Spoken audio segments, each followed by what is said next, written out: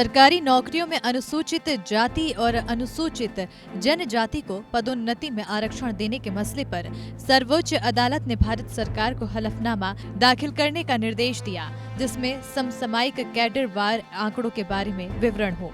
Supreme court की 3 जजों की बेंच ने जर्नैल सिंह और अन्य बनाम लक्ष्मी नारायण गुप्ता और अन्य केस में अनुसूचित जाति और अनुसूचित जनजाति के प्रमोशन में आरक्षण संबंधी मामले में आदेश पारित करते हुए व्यक्तिगत अपीलों को मेरिट के आधार पर बाद की तारीख में लेने का फैसला किया है। कोर्ट ने निर्देश दिया कि कोर्ट को एक हलफनामा दाखिल करना चाहिए, जिसमें अनुसूचित जाति, अनुसूचित जनजाति के लिए पदोन्नति में आरक्षण प्रदान करने से संबंधित उपलब्ध समसामयिक डेटा का विवरण दिया गया हो। जस्टिस एल नागेश्वर राव और जस्टिस BR गवई ने मार्च में दिल्ली उच्च न्यायालय और पंजाब उच्च न्यायालय के आदेशों की अपील में आए बैच के मामलों को लेने का फैसला किया। बेंच ने सुप्रीम कोर्ट की रजिस्ट्री को इस संबंध में एक विशेष तारीख प्रदान करने का निर्देश दिया। वरिष्ठ अधिवक्ता गोपाल शंकर नारायण ने खंडपीठ को अवगत कराया कि उच्च न्यायालयों के समक्ष कई बैच की याचिकाओं में केंद्र सरकार ने स्वीकार किया कि उनके पास M नागराज और भारत संघ के आदेश के अनुसार डेटा नहीं है।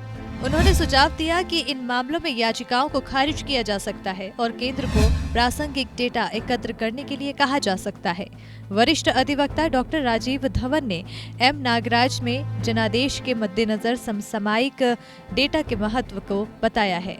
केंद्र सरकार की ओर से वरिष्ठ अधिवक्ता बलबीर सिंह ने कहा कि उच्च न्यायालय में उनके समकक्षों ने इस पैरामीटर को नहीं लिया और प्रस्तुत किया कि कोई डेटा उपलब्ध नहीं है। उन्होंने जोर देकर कहा कि पैरामीटर प्रत्येक वर्ष के लिए पर्याप्त डेटा प्रदान करते हैं ताकि ये पता लगाया जा सके कि प्रतिनिधित्व की पर्याप्तता है या नहीं, और इसलिए डेटा एकत्र करने के लिए कोई अलग प्रैक्टिस नहीं किया गया है।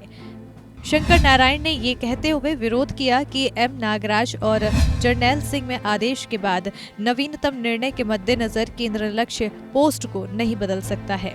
इसके बाद बेंच ने केंद्र को मेरिट के आधार पर सुनने और उसके अनुसार निर्णय लेने का निर्णय लिया।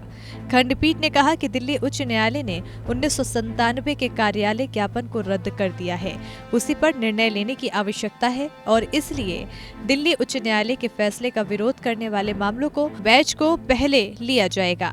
Bureau report APN।